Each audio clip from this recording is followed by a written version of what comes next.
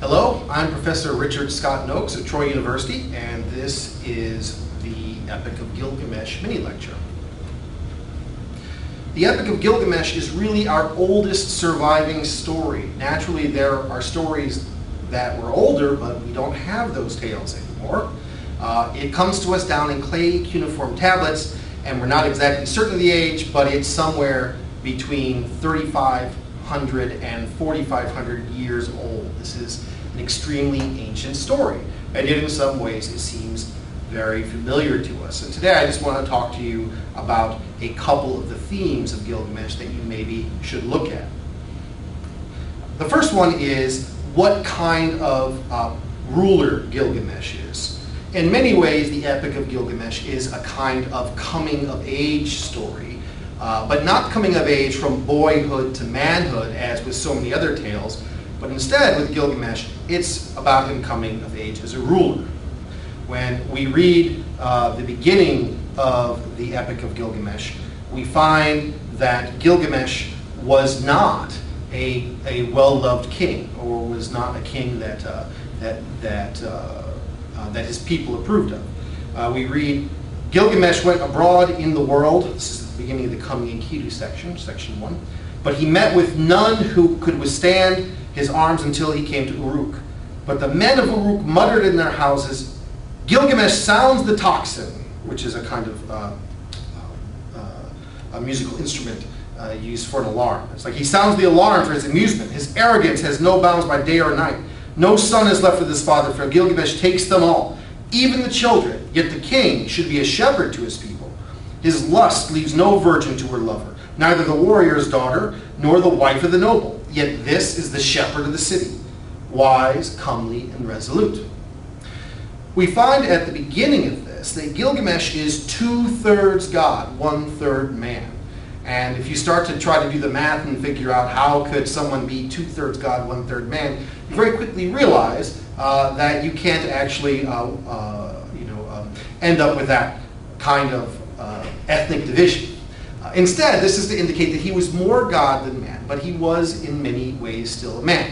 And this Gilgamesh we see at the beginning is not a loved king. He uses his power, his earthly power, and his power over other people basically for his amusement without any concern for them.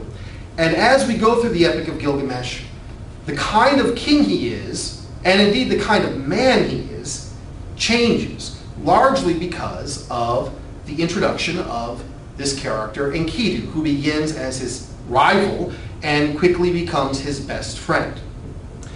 Enkidu is a very different person than Gilgamesh. The gods appeared to create Enkidu to defeat Gilgamesh, but he succeeds in ways that perhaps not even the gods intended.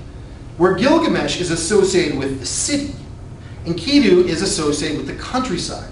He's associated with the animals. Hunters see him, trappers try to find him, and the ways that they finally trap him are with bread and wine and a prostitute. Essentially, the things of the city, the things of civilization. And so when Enkidu goes in to fight Gilgamesh, Enkidu does lose to Gilgamesh, but it's a very close battle, and he gains Gilgamesh's respect. I think this, at its heart, gets at a conflict, a tension, which still exists today, but surely the 4,000 years ago that this was written was even more pressing, which is, what is the distinction between the natural world, which we know we're a part of, and the natural part of ourselves, and the civilized world, and what it means to be civilized, what it means to be the leader of a city. Because we, of course, here are looking at early day in the formation of cities.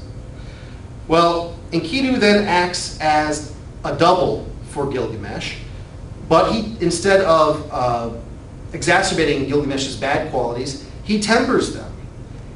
And he makes Gilgamesh, while he's alive, a better king. But when Enkidu dies, Gilgamesh, for the first time, feels his own mortality. And this puts him on a journey that will change him to the kind of man he becomes at the end.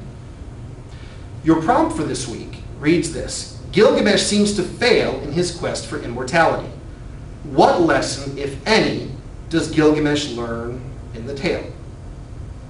And I think it's not simply enough to say, well, I'm not going to live forever. But instead, what does that mean? What does it mean for a man to know that he is mortal? What does it mean for even a king, even someone who is 2/3 God, to know that mortality is there?